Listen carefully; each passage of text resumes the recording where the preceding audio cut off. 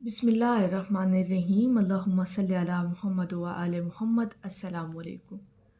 दुरूद शरीफ पढ़ते हुए हमें वसवसे क्यों आते हैं, या हम पर नींद जो है वो क्यों गालिब आ जाती है या तारी हो जाती है जब भी हम दुरूद पाक पढ़ने बैठते हैं।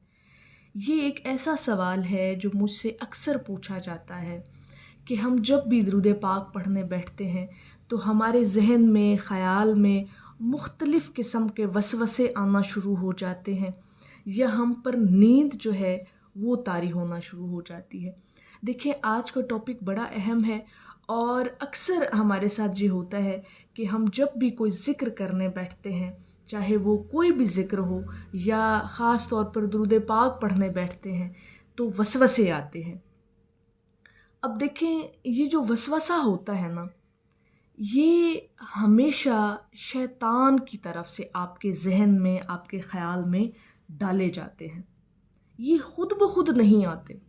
शैतान आप पर गालिब होता है और वो कहीं ना कहीं से आप पर वार करने की कोशिश कर रहा होता है, और जब वो वार करने की कोशिश करता है तो आपके जहन में, ख़याल में मुख्तलिफ़ किस्म के वसवसे डालना शुरू कर देता है।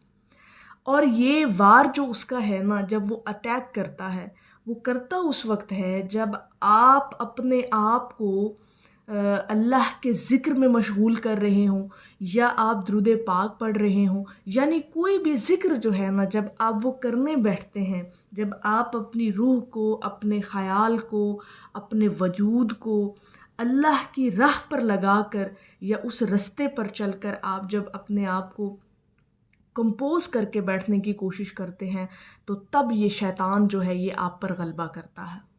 ठीक है, तो ये जो वसवसे होते हैं ना, खुद ब खुद नहीं आते, ये आपके इख्तियार में नहीं है। ये शैतान आप पर जो है गालिब आ रहा होता है। और आ कब रहा होता है? जब आप ज़िक्र करने बैठते हैं, या ज़िक्र आप जब शुरू कर रहे होते हैं, या आप जब अपने आप को जो है उस तरफ आपका ख़याल जो है, आप अपने ख़याल को लगा रहे होते हैं, तो तब वो दरमियान में आके आपके जहन में वसवसे डालना शुरू कर देता है। ठीक है, आपकी इबादत को ख़राब करने की कोशिश करता है, इबादत में खलल डालने की कोशिश करता है, हमारी तवज्जो को हटाने की कोशिश करता है। तो ये जो वार हैं शैतान के, इनसे आपको खुद को बचाना है। ख़ास तौर पर जब आप दुरूद पाक पढ़ रहे हों, जब आप ज़िक्र कर रहे हों, तो शैतान तो यही चाहता है ना कि आप जो है अल्लाह की जो है रास्ते पर ना चलें। ठीक है, या आप ज़िक्र ना करें। और अगर आप दुरूद पाक पढ़ते हैं तो ये भी ज़िक्र ही है ना, इबादत है। तो इबादत को ख़राब करने के लिए, इसमें खलल डालने के लिए शैतान आप पर जो है वो वार करता है। ठीक है, और मख्फ़ी अंदाज से, अब ये वसवसा जो होता है ना, अब ये मख्फ़ी अंदाज से आपके ख़याल में डाला जाता है, यानी शैतान की तरफ से। तो इन तमाम चीज़ों के लिए अब अगला स्टेप आप सुनिएगा कि आप इन तमाम चीज़ों से निजात कैसे हासिल करना चाहते हैं। देखिए, सबसे पहले तो अपने वजूद के अंदर से सुस्ती को ख़त्म करें। ये जो लेज़ीपन है ना, इसको आपने अपने अंदर से रिमूव करना है। जब भी ज़िक्र करने के लिए बैठे तो खुद को एक्टिव और अलर्ट करके बैठे। जैसे बंदा किसी की, मतलब कि किसी के सामने पेश होने जा रहा है ना, तो ज़हनी तौर पर वो खुद को एक्टिव करके बैठना। ठीक है, तो जब आप अल्लाह की बारगाह में अल्लाह का ज़िक्र कर रहे हैं, उसके महबूब का ज़िक्र कर रहे हैं, यानी दुरूद शरीफ पढ़ रहे हैं, तो आप अपने आप को एक्टिव करके बैठें। अपने जहन को, अपने माइंड को जो है बिल्कुल अलर्ट करके बैठें। सुस्ती अपने अंदर से ख़त्म करें। जब आप एक सुस्त रवि के साथ मतलब बैठ जाते हैं ज़िक्र करने, तो तभी तो शैतान आप पर गलबा करने में कामयाब हो जाता है। और जब आप अपने आप को थोड़ा एक्टिव करके बैठते हैं, अपने दिल दिमाग को यकजा करके, यकसुई के साथ जब आप दुरूद पाक पढ़ते हैं ना, तो फिर शैतान आपके करीब भी नहीं आ सकता। ये जो हमारे अंदर की सुस्ती है ना, हम दुरूद तो पढ़ रहे होते हैं, लेकिन मतलब हमारे जहन में, दिल में, ख़याल में और चीज़ें आ रही होती हैं। मतलब हम उस तरफ तवज्जो ही नहीं दे रहे होते, ध्यान ही नहीं दे रहे होते कि हम क्या पढ़ रहे हैं। तो इसी कमज़ोरी का फ़ायदा उठाते हुए शैतान आप पर गलबा कर देता है। फिर आप पर नींद भी तारी होना शुरू हो जाती है, फिर वसवसे भी आना शुरू हो जाते हैं। तो इन चीज़ों से आप लोगों ने اجتناب کرنا ہے، یعنی سستی کو ختم کرنا ہے۔ اور ایک اور بڑی وجہ وسوسوں کے آنے کی کہ ہم اللہ رب العزت کی راہ سے بہت دور ہیں۔ ہماری اللہ سے جو دوری ہے نا، ہمارے وجود کے اندر، ہمارے خیال کے اندر، ہماری روح کے اندر، یہ دوری جو ہے یہی ہماری کمزوری بن جاتی ہے، اور شیطان کو موقع مل جاتا ہے ہم پر اٹیک کرنے کا اور مختلف قسم کے وسوسے ڈالنے کا، اور ہماری عبادت میں جب بھی پھر ہم بیٹھتے ہیں نا عبادت کرنے کے لیے، پھر وہ خلل ڈالنے کی کوشش کرتا ہے۔ تو اپنے اس کنیکشن کو جو ہے اللہ رب العزت کے ساتھ، اس کو بنائے رکھیں، یعنی استقامت کے ساتھ جب آپ ایک ذکر یعنی درود شریف کو آپ استقامت کے ساتھ پڑھتے رہیں گے تو انشاءاللہ تعالی شیطان جو ہے وہ آپ کے قریب بھی نہیں آئے گا۔ تو ایک تو یہ بات ہو گئی کہ اپنی سستی اندر سے دور کریں، دوسرا اللہ پاک سے جو آپ کا کنیکشن ہے، جو آپ کا تعلق ہے، اس کے اندر استقامت کے ساتھ چلتے رہیں۔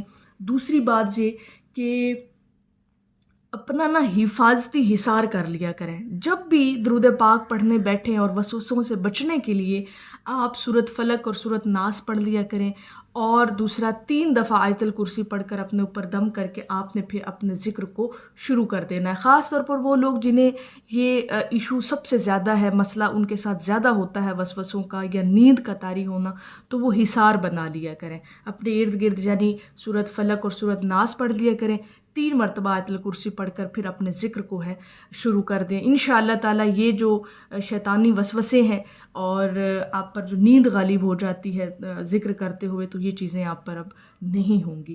اور ایک اور بڑی اہم بات کہ اپیرنٹلی اپنی چیزوں کو درست کریں، یعنی اپنی محفل کو پاکیزہ کریں، اپنی گفتگو کو پاکیزہ رکھیں، اپنی زبان کو پاکیزہ رکھیں۔ یہ جو آپ کے بیرونی عوامل ہیں نا، ان کا بھی پاکیزہ ہونا بہت ضروری ہے، تاکہ شیطان آپ کے قریب نہ آ سکے اور آپ کی عبادت میں خلل بھی نہ ڈال سکے۔ تو یہ ان چیزوں کو بھی آپ نے ضرور مد نظر رکھنا ہے کہ آپ کو بیرونی عوامل پر بھی نظر رکھنی ہے کہ کوئی ایسا عمل آپ سے تو نہیں ہو رہا جس کی وجہ سے شیطان جو ہے وہ آسانی سے آپ پر اٹیک کر سکتا ہے۔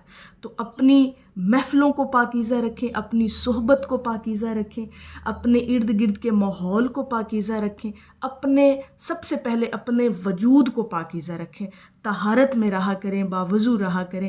انشاءاللہ تعالی یہ جو مسئلہ ہے وسوسوں کا، یہ بھی ٹھیک ہو جائے گا۔ اور جب خاص طور پر آپ ذکر کرنے بیٹھتے ہیں، درود پاک پڑھنے بیٹھتے ہیں، تو اس وقت بھی یہ چیز جو ہے، یہ ایشو جو ہے، یہ انشاءاللہ تعالی آپ کے ساتھ نہیں ہوگا۔ تو میری اللہ رب العزت کی بارگاہ میں دعا ہے کہ اللہ پاک آپ کو اور مجھے ہر وقت اور ہر سانس کے ساتھ اپنے نبی علیہ الصلوۃ والسلام پر درود پاک پڑھنے کی توفیق عطا فرمائے۔ آمین یا رب العالمین۔ اور آخر میں ہے کہ سر پہ رکھ دیجئے ذرا دستے تسلی آقا، غم کے مارے ہیں زمانے کے ستائے ہوئے ہیں۔ ایک دفعہ محبت سے پڑھ لیجئے صلی اللہ علیہ حبیبہ محمد و آلہ وسلم۔